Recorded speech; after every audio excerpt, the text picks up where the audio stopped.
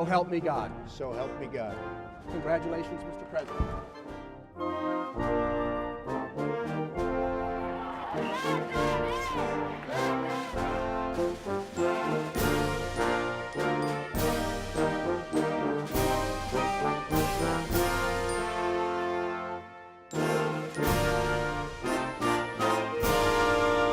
From this day forward, it's going to be only America first. Hello and welcome to this special edition of the Newsmakers.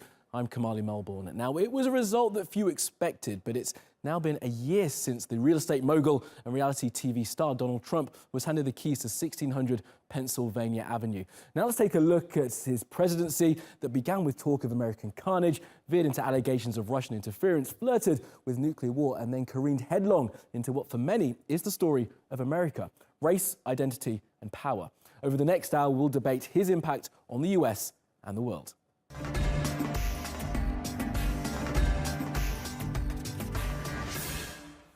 Well, throughout the show, we'll be getting the views from our guests from around the world. And staying with us for the duration from opposing sides of US politics, we have Tina Datta. Now, she's the director of Republicans Overseas, based out of Singapore. And Ahmed Bedia, he's the president of United Voices of America, an organization dedicated to increasing political participation for minorities in the US. Thank you both for coming. Tina, first to you.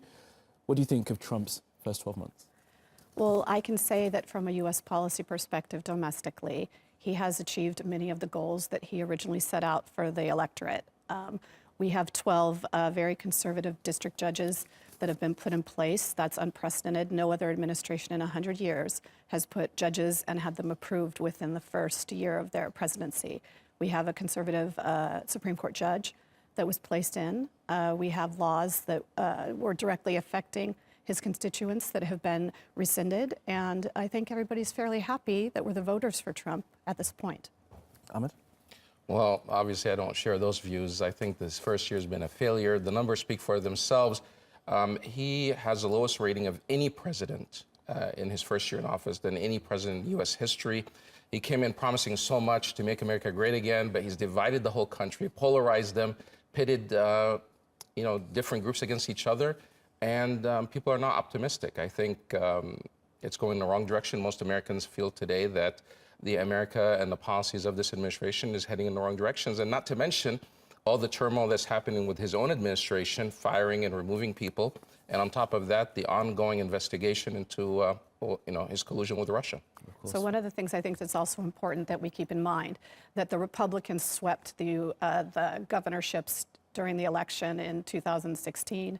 They also swept the House and all the Congress in many of the states. So it's not just the president and the Republicans that are controlling D.C. It is the many states in the United States that support his agenda. Couple of Senate seats recently. 2017, they lost in Virginia. They lost in many places. We've got an hour. We can do this all hour. Let's move on now. When Donald Trump ran for office, he promised the American people change.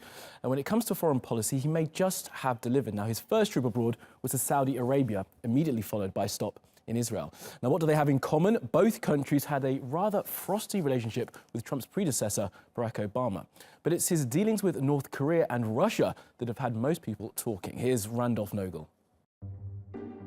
From this day forward, it's going to be only America first. America first. Grandiose prose, the kind you'd expect in an inauguration speech. But what did the slogan, America First, mean? Was it a declaration of a new American isolationism? Or was it simply an indictment of his predecessor? 1 year into his term as president, Donald Trump's scattershot foreign policy is difficult to piece together. And questions about his engagement with an array of issues have come up time and again. From naming a non-existent African country, Cote d'Ivoire, Ethiopia, Ghana, Guinea, Nambia, Nigeria, Senegal, to a non-existent terror attack. You look at what's happening last night in Sweden. Sweden. Who would believe this? Sweden. To embarrassing allies, his brash style has created a stir almost everywhere he goes. The Japanese people are thriving, your cities are vibrant, and you've built one of the world's most powerful economies. I don't know if it's as good as ours, I think not. Okay? And we're going to try and keep it that way, but you'll be second. But his supporters portray him as cagey, packing a strategy to keep allies and opponents alike on their toes in an effort to put America first. We will not talk about numbers of troops or our plans for further military activities. Conditions on the ground, not arbitrary timetables, will guide our strategy from now on. I will not say when we are going to attack, but attack we will. While Donald Trump has decried much of the Obama administration's foreign policy as misguided, he's maintained much of the counterterrorism architecture developed under the Obama administration. He's carried forward the war against Daesh in Iraq and Syria, but he has tried to score points by righting what he sees as the mistakes of the previous administration. He made good on Obama's red line in Syria by attacking the Assad regime over their use of chemical weapons. And he introduced a mini surge of troops to Afghanistan to push back against the Taliban's advances. Perhaps the most substantive difference has been Trump's unwillingness to preserve the U.S. traditional diplomatic roles and relationships, setting new conditions on his own terms. He was blunt on that message today, and we have seen this plain speaking from President Trump also before. Trump has riled both foes and longtime allies. He's called NATO obsolete. Trump has pulled the U.S. out of the Paris Climate Accords. The U.S. did sign the Paris Agreement. It's extremely aggressive to decide on his own, just to leave. And he's boosted ties with Saudi Arabia while threatening to renege on the Iran nuclear deal. The Iranian regime is now on notice. He's also tried to horsewhip the UN into supporting his decision to move the U.S. Embassy in Israel to Jerusalem. Trump has talked tough on China, but withdrew from the Trans-Pacific Partnership deal, which many saw as a move to contain Beijing's rise. And he's spoken about closer ties with Russia, but then announced recently that the U.S. will arm Ukraine to fight Russian-backed separatists. But perhaps the most volatile talk of all has been Trump's exchange with North Korea's leader Kim Jong-un. Pyongyang has carried out several provocative missile tests during Trump's term. A reminder that U.S. foreign policy holds grave consequences, not just for Americans, but the entire world. Randolph Nogel, The Newsmakers. Well, just how grave are the consequences of the president's tweets and statements? Joining us from Augusta, Georgia, is retired Professor Han Park. He's the founding director for the Center of Study of Global Issues. And in Taipei, Ross Feingold. He's the former Asia chairman of Republicans Abroad. Gentlemen, welcome to you both. First of all, Han Park, has Trump's bluster and his tweets had a desired effect? I mean, the two Koreas are talking for the first time in years. Well, if you want to find out what Mr. Trump wanted toward North Korea, no one knows for sure. He hasn't made it very clear, except calling North Korean leader Kim Jong-un by names and just emotional hyping up. Other than that, there's no consistent foreign policy, except the fact that he still uses military option as the only option, which doesn't exist anymore. For good reasons. But he is at times talking about peaceful negotiation, but I don't think he's prepared to do that. He doesn't have any strategy for negotiated settlement. So first year Trump administration toward North Korea was a total non-existence and total failure.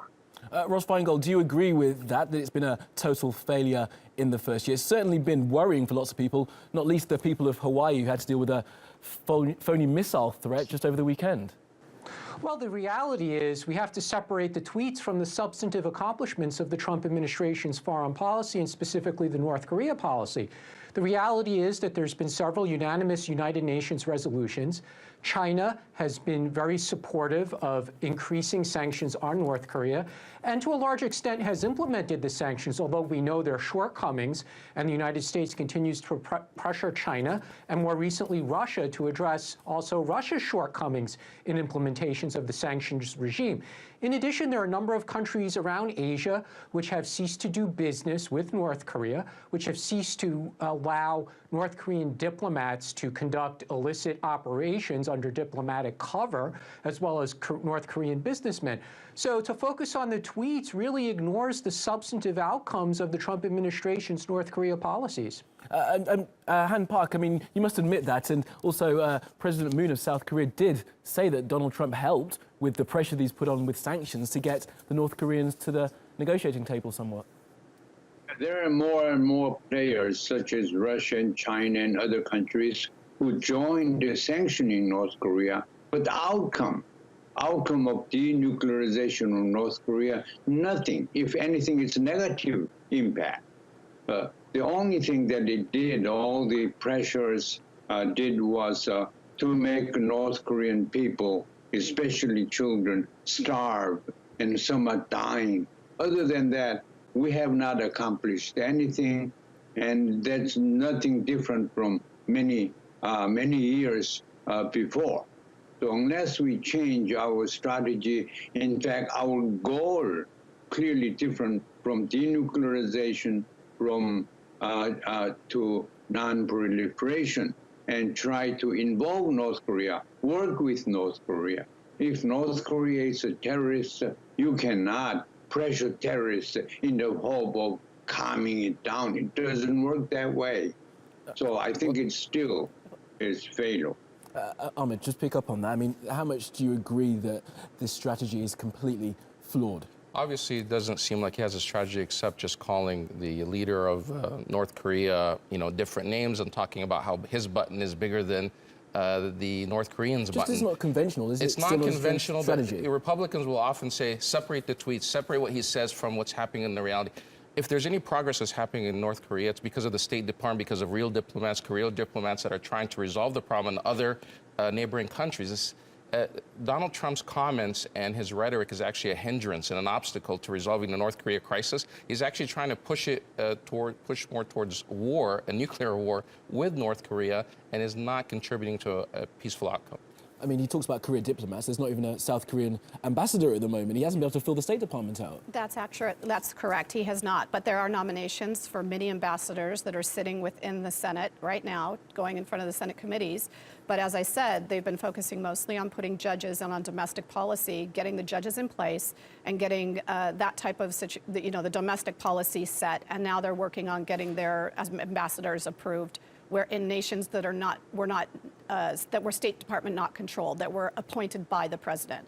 So South Korea is a designated, you can go there as an appointment from the president. It is not a State Department post. All analysts will tell you that this administration is gutting the State Department. They're actually going to war with the State Department. They think the diplomats there are part of some sort of conspiracy of the deep state, and they have to gut it because they don't want to have a State Department that uses diplomacy. They prefer other means, and the ambassadors that they're appointing are the ambassadors like the one that's in Europe that's sharing and fake news, and people are holding him accountable. So the people that he's putting forward are not qualified for those positions, and are definitely share some of the same rhetoric and ideology as Trump. Final word to you, Ross Feingold. Do you see this being positive next few months? We're perhaps going to have a stopping of military drills between America and South Korea. That's certainly in favor of North Korea. Do you see there being a positive steps going forward in the next few months in terms of relations on the peninsula?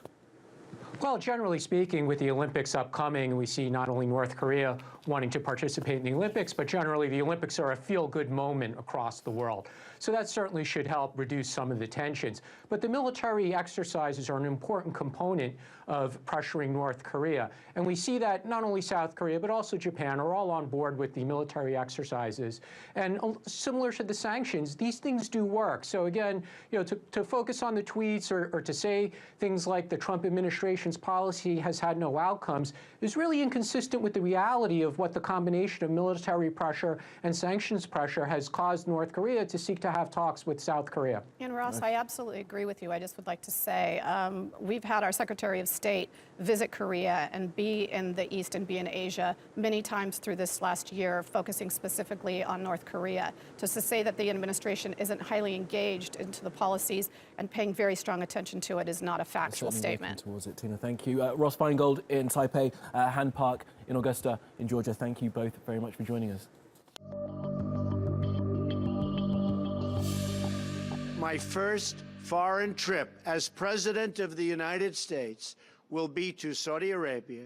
Now, Donald Trump's increasingly close ties to Saudi Arabia have formed a key part of his policy in the Middle East. But what impact are those relations having on the region? Let's bring in two faces now that know the region. In London, we have Mehrdad Khonsari. He's a former Iranian diplomat and a senior consultant with the Iranian Center for Policy Studies. And from Washington, D.C., Michael Pregent. He's a former Middle East intelligence officer and now a senior fellow at the Hudson Institute. Gentlemen, welcome to you both. First of all, to you, Michael Pregent. It's been reported that Barack Obama tried to have an even-handed approach with Saudi Arabia and Iran, saying they should learn to share the neighborhood. Trump's clearly with the Saudis. Is that a wrong step, and what dangers are there in pursuing that policy? I think the language of sharing the Middle East should be insulting to everybody else in the region, to Egyptians, Jordanians, Syrians, Iraqis. I don't think that Iran or Saudi Arabia should exert that sort of influence. But what we've seen in the past is we've seen that Iran is much better at this. The IRGC Quds Force is better at destabilizing countries. And of course you have Saudi adventurism where you have members of the royal family that dole out cash to certain terrorist groups in the past that have been ineffective. Iran is able to align their proxies with Iranian strategy, and the Saudis have not been able to do anything like that. So I think sharing the Middle East, I think, is an insult to the rest of the countries in the region. Mehrdad, the US have categorized Iran as the biggest sponsor of state terror on the planet. I mean, I assume you don't agree with that assertion. And what would you make of the current US policy towards Iran? Well, I think that, first of all, the term the biggest state sponsor of terrorism is a little inaccurate at this time, given the fact that the biggest threat coming from terrorism does not come from states today, but comes from non-state actors like ISIS or Al-Qaeda. Obviously, Iran has been implicated in this kind of things in the past, but it's over-exaggerating Iran's role in terrorism at this time that we are, so that we are existing. Michael Pregent, the signing as soon as Trump came into office of this $100 billion arms deal, I mean, was that a necessary step? Do the Saudis need more weapons to defend themselves in the region, or was that signaling to his supporters, maybe Israel, that Donald Trump is firmly with the House of Saud? Well, we can't necessarily sell weapons to Iran. I mean, while the regime is in control of it, the administration is not likely to go forward with the Boeing deal as well. But these arms sales to Saudi Arabia, I don't think really matter. If you look at what Hezbollah can do, and Hezbollah receives about $500 million a year from Iran, versus what one F-15 can do, or F-16 can do. But an F-16 is valued at $156 million.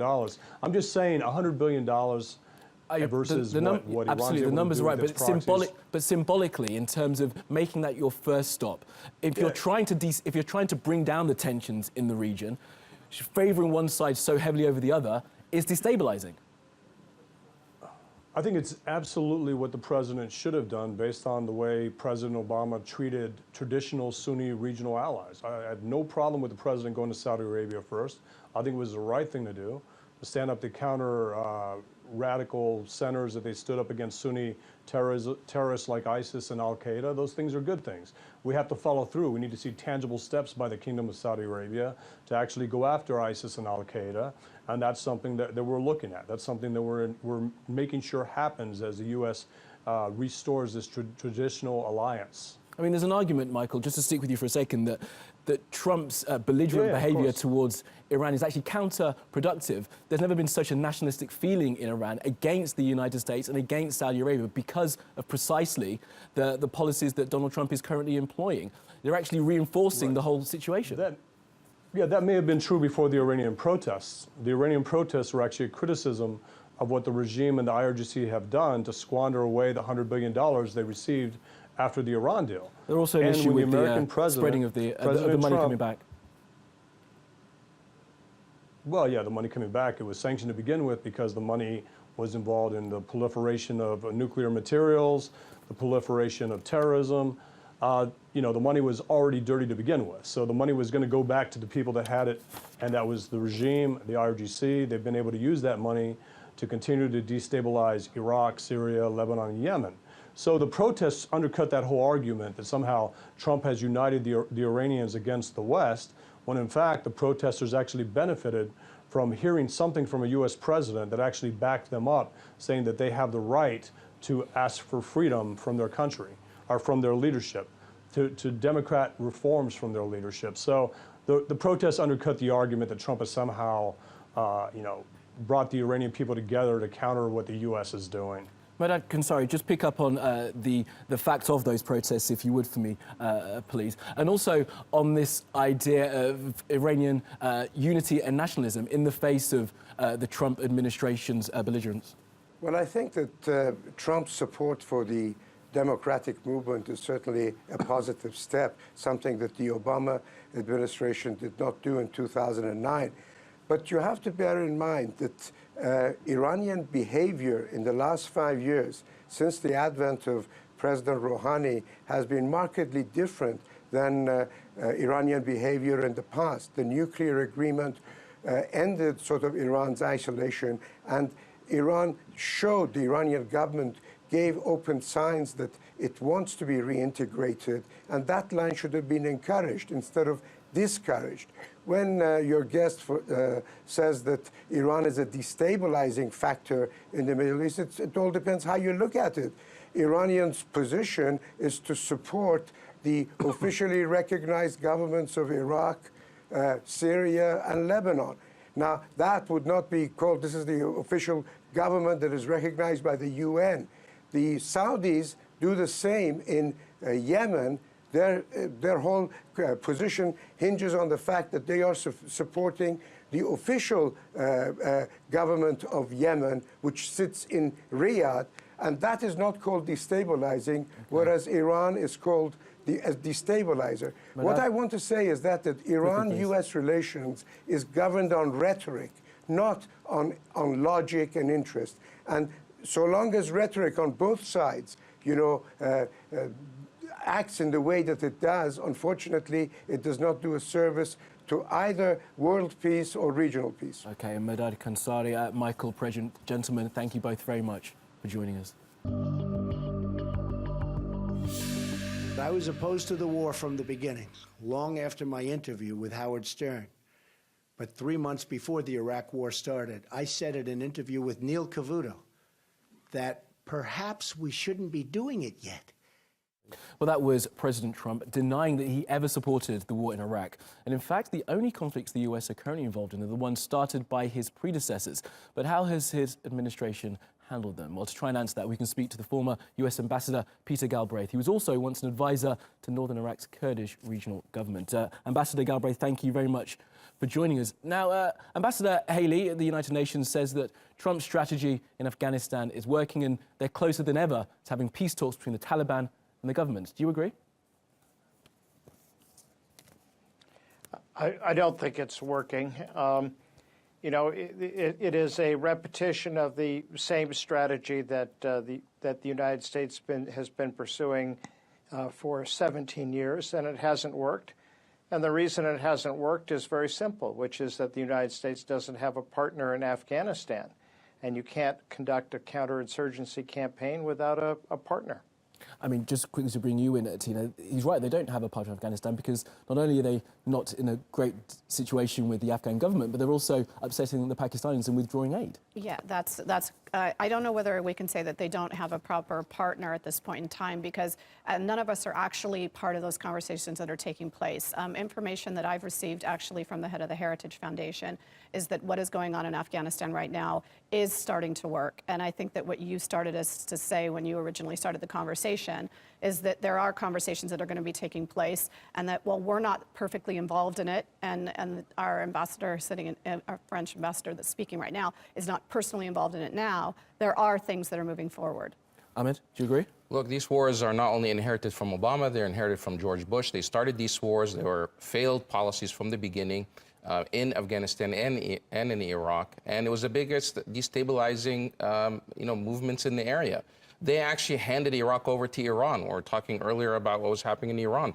So to blame the Obama administration or what has happened, he's continuing the same policies. Now they want to go to war or beat the drums to war with Iran to further destabilize the region. These are failed policies. One of the reasons why they don't have real partners in the area is because his rhetoric is constantly to attack Islam, to criticize Muslims. How do you expect these Muslim majority countries to get on board with your agenda when you're clearly, your party and your own rhetoric is so anti-Muslim and against those communities? I mean, Ambassador Galbraith, I'm sure you probably do agree with that. And also, further on, Trump himself, he surrounded himself with generals. Within sort of a month or two of him taking office, he dropped the biggest conventional munition on Afghanistan. He really set himself up as trying to make a change in that country, but you don't think it's working?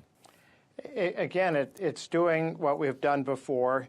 One can always hope for secret talks, but it's a lot of wishful thinking. I mean, the reason that it doesn't work is that you need to have a partner that is effective, has legitimacy, and in fact, the partners in Afghanistan are corrupt, widely seen as illegitimate. Beg your pardon? Who is that partner, Ambassador Galbraith? Who would you like to see the Americans working with to try and solve the war? The Afghan government, but it sits atop a whole system that is very corrupt, actually. Both Ashraf Ghani and Abdullah are good people. I know them, and so obviously much better than their rather bizarre predecessor, Hamid Karzai. But nonetheless, they sit on top of a system of institutionalized corruption where local authorities are actually making their own deals with the Taliban. We think of this as two sides.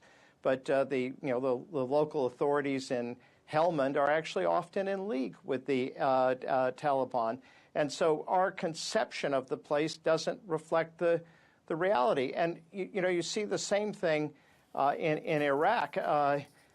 Oddly, not only have we turned the country over to Iran, but Trump actually allowed Abu Mahdi Mohandes, a man who was convicted in Kuwait for blowing up the U.S. Embassy in 2003, to use Abrams tanks to attack the Kurds in Kirkuk. We sided with an Iranian-sponsored militia headed by someone that we considered to be a terrorist. At the same time, we abandoned our allies. We wouldn't supply those weapons. So it's both confused and very inconsistent. Okay, Ambassador Galbraith, laying out a muddled policy there. Thank you so much for joining us.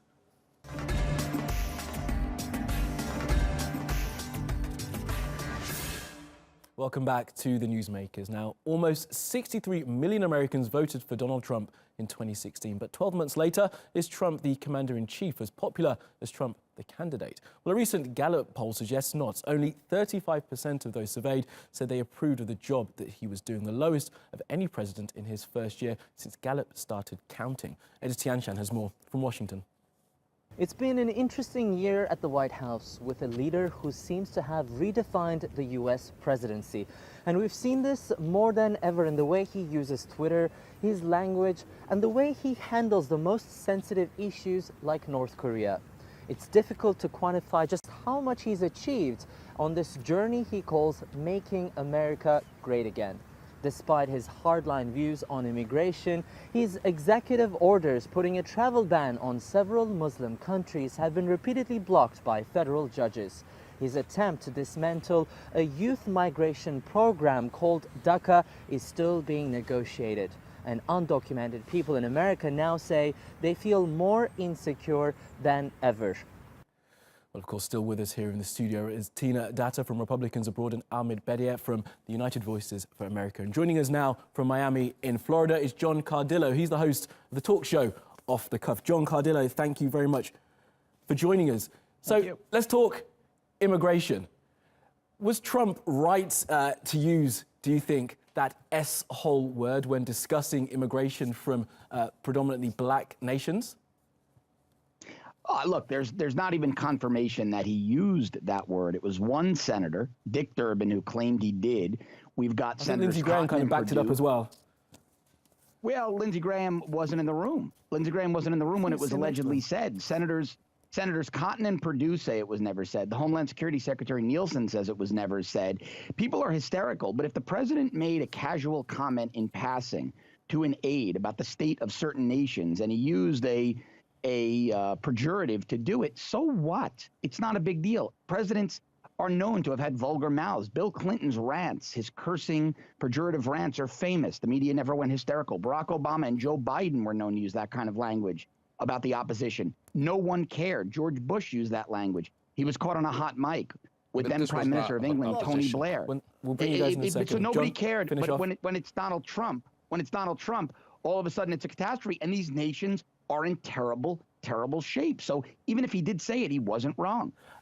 Ahmed, it's not the word, is it? It's the context the word is used in, and it's the fact that it's coming out of the mouth. And this is the talking point that his allies are trying to use. Hey, these guys use vulgar language all the time, but this is not about the type of language. It's about the context. He's talking about a specific people. This is racist, and it's consistent with his previous racist remarks, calling Mexicans rapists, calling Muslims all type of derogatory terms. This is consistent behavior with Trump. This is the type of person he is, and that's why some people elected him, because in fact he is perceived to be racist, and a large number of his base happens to share those views. How is it racist? It's not racist. When you call people that are predominantly black that their countries are S-hole countries, that is racist. It might be economic. It might be economic. It has to do more with the economic situations in those countries. It has absolutely nothing to do with the race. And the other thing I'd like to say on this, I would like to say the one thing that's important. Norway is one of the most successful countries in the world. But Tina, the point is the juxtaposition between Norway, a white country, and places like Haiti and places in sub-Saharan Africa that he was talking about. Okay, well, any other country that he was talking about are poverty-stricken nations, and he's talking about people coming into our nation and using our social services, and that's specifically what he's addressing. The other thing I'd like to say is that when the quote was disclosed, that was a private meeting held between senators and the president. And it's unparalleled when a senator will walk out of a meeting with the president and disclose a private discussion that was held with the president. You never saw stuff like that doing. You never saw. We're not going to go down the rabbit hole of leaking. But John, I just wanted to bring you back to the point here about whether there was racial overtones in what Trump says. Now, he hasn't helped himself, has he? As Ahmed said, he started his whole campaign by calling Mexicans rapists. He said just a couple of weeks ago that Nigerians, once they came to America, wouldn't go back to their huts. With that kind of rhetoric, how else are you meant to think the man thinks? Look, it's not racist. Look, we have high incidence of sexual assault with regards to certain immigrants, and especially illegal aliens. Europe has a rape threat. No, it's not a lie. It is proven criminological statistic. Most criminals in America are not black people or brown people. You can throw out all the left-wing talking points. You can throw out all the left-wing talking points you want. But if you want to look at, let me finish? If you want to look at current FBI data here in the U.S., black men murder at a rate 22 times their representation in the population, 9 to 10 times the rate of white men in the same age range. So the criminological data bears it out. Now, back to Trump. Trump talked about nations. Nations. He said El Salvador. Nations happen to be black or brown. He said, but here's the problem. Those nations are in terrible shape. Do you vacation in Uganda? Do you vacation in Somalia? Many people do vacation in those areas, John. I mean, let's just... Yes, I've actually vacationed in Uganda, and it's a nice place. I mean, John, it was a fantastic statistic you brought for us. Obviously, we don't have those stats for us, and you're taking them yourselves.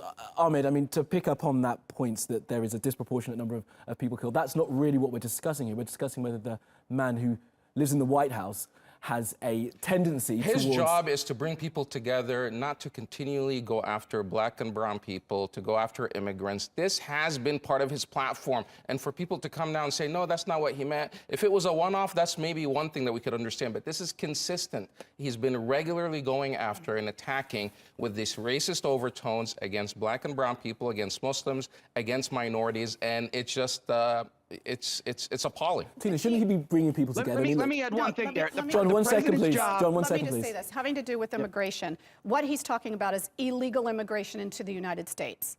Okay? And illegal immigration into the United States, unfortunately, has come from brown nations, mostly in South America, are illegal immigration. This is the same person who hired illegal immigrants. But what I want to also say, to just clarify something, I'm also married to an Indian gentleman. I have 4 brown-skinned children. So I take personally when we talk about brown pressure in the United States. I have 2 boys that are heavily employed. They're 24 years old, and they both have jobs. They have not experienced what you're talking about, but they are also brown-skinned. This issue is illegal immigration into the United States, and unfortunately, the discussion, when it talks about racism, left wing wants to go straight to race. It is not. It has to do with the countries with which illegal immigration is coming to the United States. That's code language for racial overtones. Tina. John, no, it's not racial overtone. John Cardillo, let me say this. John, I have to stop First it there. of all, I do apologise, John. We can talk about this all night, as you well know, but I do have to stop it there. Thank you very much for joining us, John Cardillo in Miami, Florida. Well, let's turn our attention now to an issue that Trump touts as one of his most successful, the economy. In 2008, the US experienced one of the worst recessions in modern history. 10 years later, and it finally seems to be on the mend. But how much can the billionaire businessman claim credit? Well, let's just take a look at his Twitter feed. Now, when Trump was elected, the Dow Jones Industrial Average was just over 18,500. A few weeks later, it rose to 19,000, and he tweeted, "The world was gloomy before I won. Now the market is up nearly 10% and Christmas spending is over $1 trillion. 6 months later, he was back at it, saying stock market could hit an all-time high again, 22,000 today. And he was ecstatic when it breached 25,000, tweeting the slogan, "Make America Great Again." Today, it's at 26,000. So has Trump been good for business? Let's bring in at TRT World's editor-at-large, Craig Capeters, to get some answers. Craig, good to speak to you. Can Trump be credited with the US's booming economy? Well, on the markets, Kamali, it's not bad. The markets don't care. You just went through a number of growth statistics. Well, they are all off the chart. And what's significant about this is that economists of all stripes howled that if Trump went into the White House, there would be a major stock market correction, there would be global recession, and he would lock up little children who sold lemonade in their backyards with unsweetened products. And you guess what? None of that happened. The economy is booming in new highs. Household incomes are way up for the second straight year. Unemployment is at record lows. And guess what? Apple says it's going to repatriate billions of dollars of cash to the United States. What's wrong with that picture? Craig, is this just indicative of the Trump show? He talked up the economy. He said all this sort of thing was going to happen, and it is playing out. But doesn't this always happen before the market starts to crash? People talk it up, and it then suddenly falls away? Well, right now, the markets are desensitized to anything that's negative. Look, the application of money is a miraculous tonic to the fear and loathing that comes with the question, when are the markets going to fall? Well, you know what? Markets always fall. But the way things are looking now, they're going to just keep growing through the 2018 elections. Look, you're right. Is the fun going to end? Of course it is.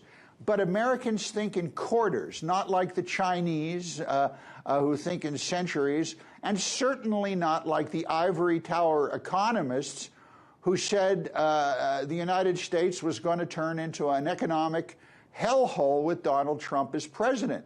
Now, you might not like the guy, but he's darn good for business so far. And also, I'd like to add, with the tax cuts, that are going to be implemented those started being effective starting in February. The economy is going to have more money in it. People are going to have more money in their pockets, and you'll just see it continue to grow.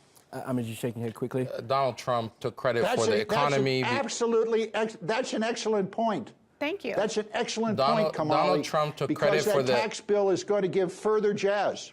It's going to give a lot of jazz. Right. It's going to give further jazz coming into the last half of 2018. To 80% of Americans. Donald Trump has been taking credit for the economy when a lot of this is because of the policies of the Obama administration. The stock market was already going on a high. It didn't matter who was going to be in the White House going to reach that. Now, sure, some people, some of the speculators in New York are taking advantage of... Craig. Some of them are taking advantage of Donald Trump's incompetence there and their efforts to deregulate the market. They got one of their guys as a Secretary of the Treasury. And the tax cut, yes, is good for big business, but it's bad for the rest of America. They're kicking down. It's going to crash eventually, probably towards the end of his term. Which goes to show, as Craig said, it just doesn't matter. Thank you, guys. Craig, as always, in Paris, thank you. Well, let's look ahead now to the next 12 months of the Trump presidency. Alleged Russian collusion and interference in the 2016 election is the cloud that still hangs over the administration. Throughout his time in office, Trump's relationship with Vladimir Putin has come up time and time again. Now, just 2 months into his term, then FBI Director James Comey announced an investigation into Russia's alleged role in the vote. Trump fired him, but the investigation continues now under Special Prosecutor Robert Mueller. Well, let's bring in Harry Litman. He's a former US Deputy Assistant Attorney General, and he joins us from San Diego. Harry Litman, thank you very much for joining us. Now, collusion or obstruction of justice, which one do you think Special Prosecutor Robert Mueller will be focusing on when looking at the Trump campaign? In the first instance, obstruction. He's built a very strong obstruction case already. That's quite clear. The table is all set, with the last step being an interview of Trump under oath. Trump may try to avoid that. It's going to put him in a difficult position because he's told so many public lies about it. But that investigation is discreet, bite-sized, and basically ready to roll.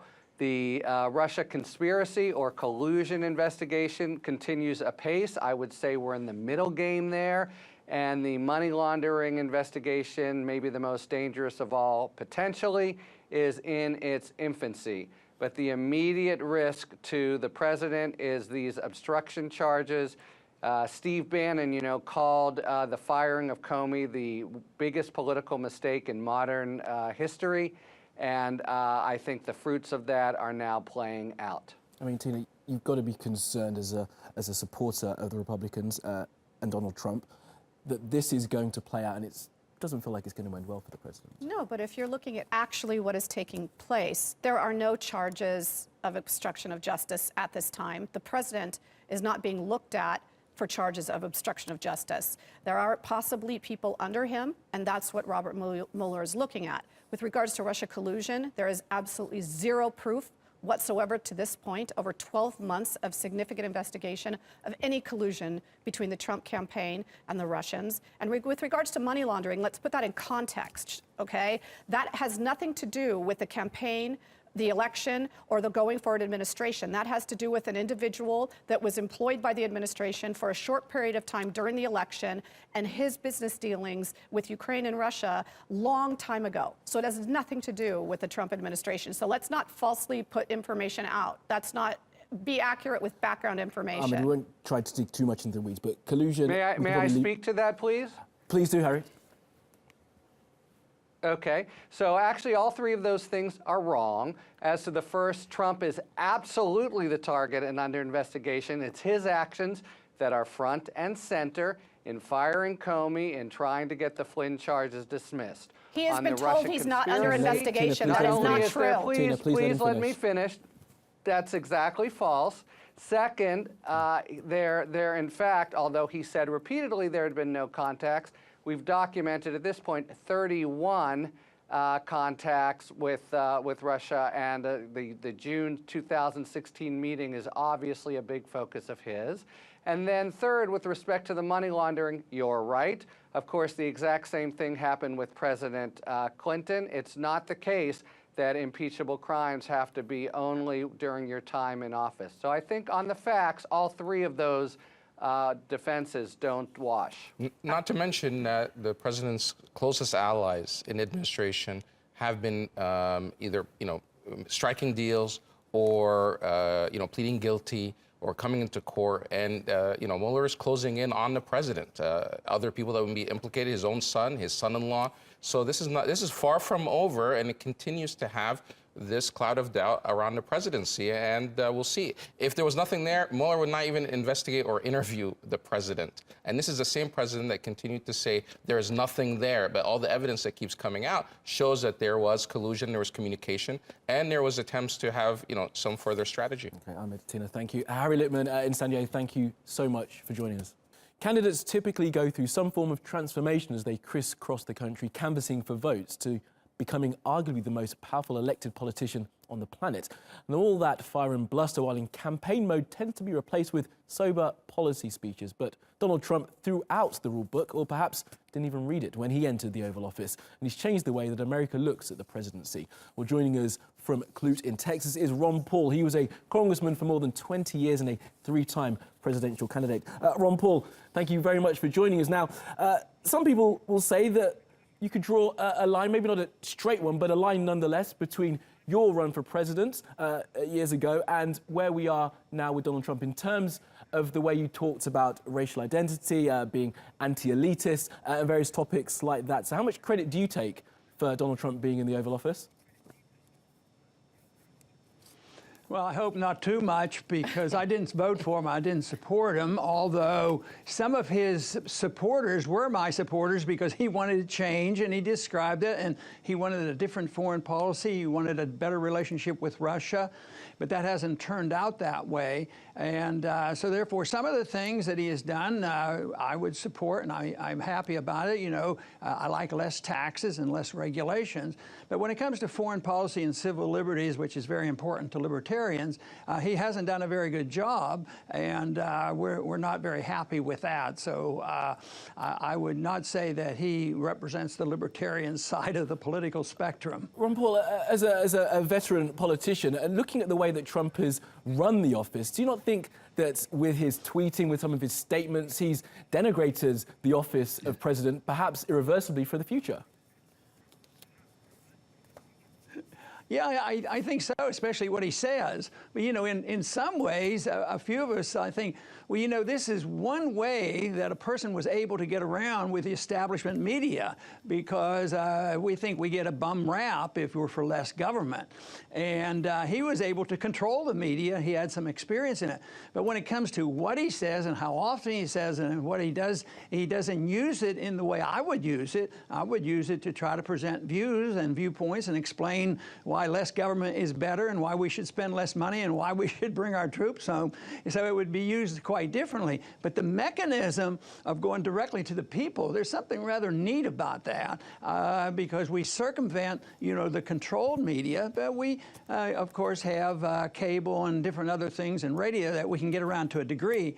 But I think Trump was very successful in getting around the mainstream media, but the message didn't always come out the way I think it should have. And is this what we have to expect now going forward in the United States, this kind of celebrity politician? Can we expect Oprah Winfrey, The Rock, Mark Zuckerberg to be president in years to come? Is that what the future of American politics has to look forward to?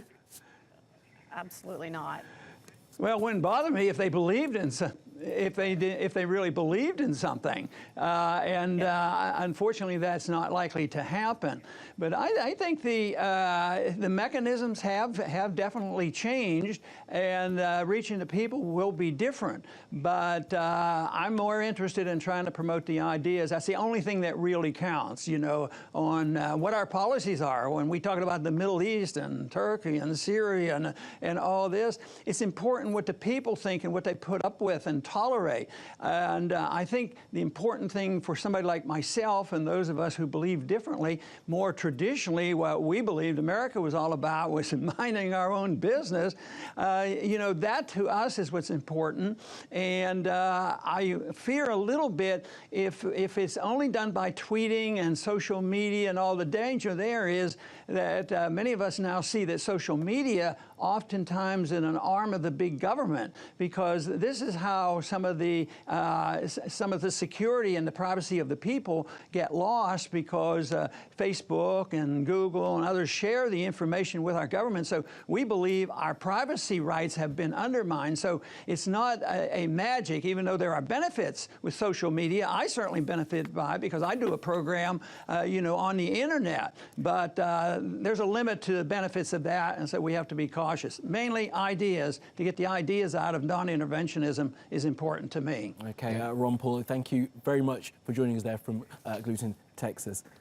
Guys, I think America would be a lot better if we had more politicians on the right, like Ron Paul, you and were on the left, along, like both Bernie of you. Sanders. Because this is the kind of politics that we need to have in the country, not just these celebrities that are just using tweets and saying one thing just to get the vote, but acting completely different. And we need people that actually, debate ideas and not just simply rhetoric. It's believing in something, isn't it, Tina? You guys were both nodding along. It's the first time we've had any agreement from the pair of you all Well, hour. I think that the communication, to have that type of open communication directly to the American people, not necessarily content of the tweets, but just that action of it being able to have that direct contact is valuable, and it will be valuable going forward in campaigns.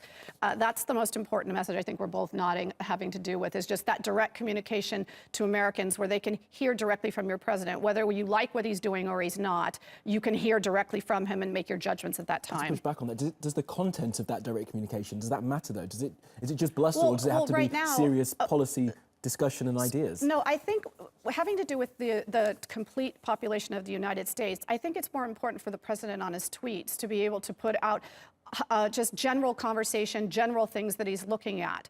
I think from a policy standpoint, for all of us that are heavily involved in looking at policy of the United States, many of us take his tweets and don't take them very at face value. What we do is we go down and we look at the policies. And the policies that are being implemented behind all the tweets, many people are very happy with. Social media and the direct communication can be good, but it could also be manipulated, and that's what Trump is doing. And that's why you need to have the role of the press. The press needs to fact-check these things. People are spreading fake news, like even Russia is spreading fake news. These things can be manipulated, so the direct contact is a double-edged sword. Trump didn't necessarily win because he was some sort of political genius. He had a weaker opponent. I supported Bernie Sanders in that race, and I thought if it was Bernie Sanders, he would have defeated him. It was an anti-establishment year. Trump was running as a populist candidate. So the country and the population wanted something different, and Trump happened to just be the only other option other than Clinton. Hindsight's a wonderful thing. Ahmed Bedier, Tina Datta, thank you both very much for joining us. Well, that's all for this special edition of the Newsmakers with me, Kamali Melbourne. I'll leave you now with a look back at some of our own coverage of the Trump presidency. Goodbye for now.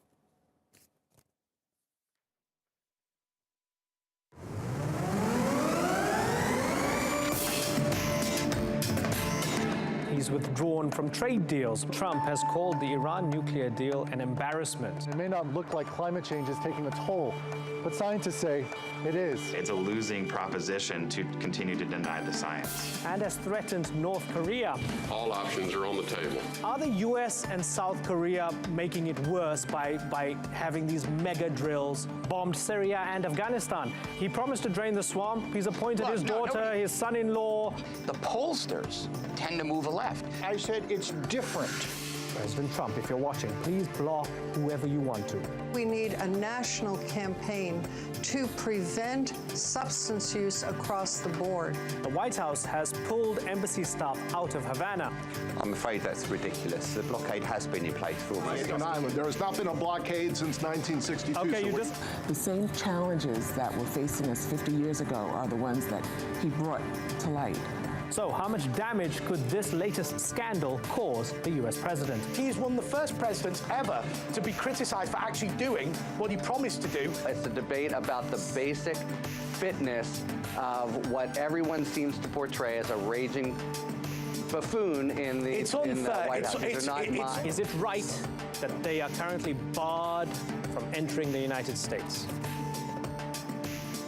Absolutely. Thank you very much for watching. See you next time. Bye-bye.